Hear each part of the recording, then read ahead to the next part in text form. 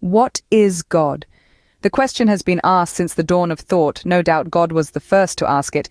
I have even less doubt that we will continue answering it ever more correctly for the rest of eternity. First, it would be necessary to describe all which can be, but how can we possibly achieve such a feat?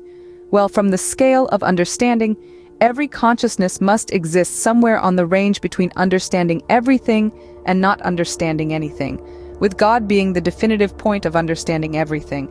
There is another perspective about God, this one fundamental to the atheist's mentality, that God is distinctly less understanding and perhaps even nothing, but if not nothing, then something evil that demands sacrifice and slavery, punishment, war, and ultimately judgment.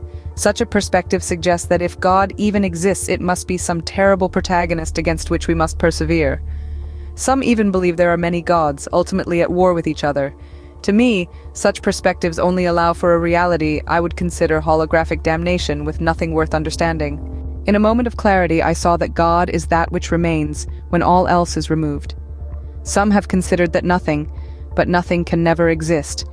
If we start by removing time, the concept of change from one point to another, upon which everything detectable, even thought, depends, we are left with unchanging permanence. To it, no other thing could be compared. But yet this unchanging permanence has somehow allowed for infinite diversity of which is not permanent, to change, grow, and learn.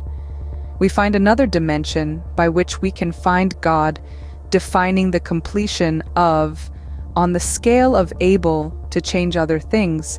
God can change them all, but no thing can change God having been the root creator. To further refine this definition of unchanging permanence, which allows for infinite changing diversity inside, I propose that all things are not only what they are now, but the many things they have always been and will become. In such a perspective, you are an extension of your mother and father, as are your potential children and grandchildren. But not only family is considered, would you be you without your third-grade teacher? Thus the perspective grows to include every other that went into some aspect of you, and you are extended into every other that you have shaped in some way. From this perspective, all things are a part of God, interconnected and interdependent. Reframed, one could say God is all things, and being all things, God must love all things or hate themselves.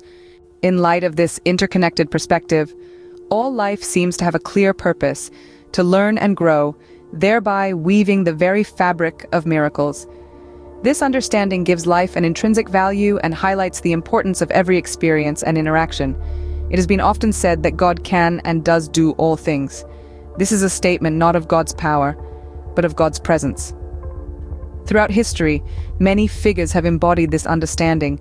The Brahmani in India, the Hare Krishna, Jehovah's Witnesses, and spiritualists everywhere have demonstrated this perspective in their teachings and actions. But perhaps none has been a more noble example than Jesus Christ. He lived his life as a testament to this belief, showing us that every moment, every interaction is a part of the divine tapestry.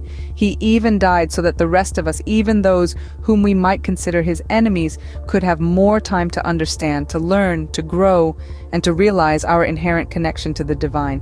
In this view, every life, every moment is a part of the divine, a part of God. It's a perspective that makes us understand the importance of love, compassion, and understanding. As we move forward in our lives, let's remember this interconnectedness, this divine presence in all things, and strive to live in a way that honors this divine connection.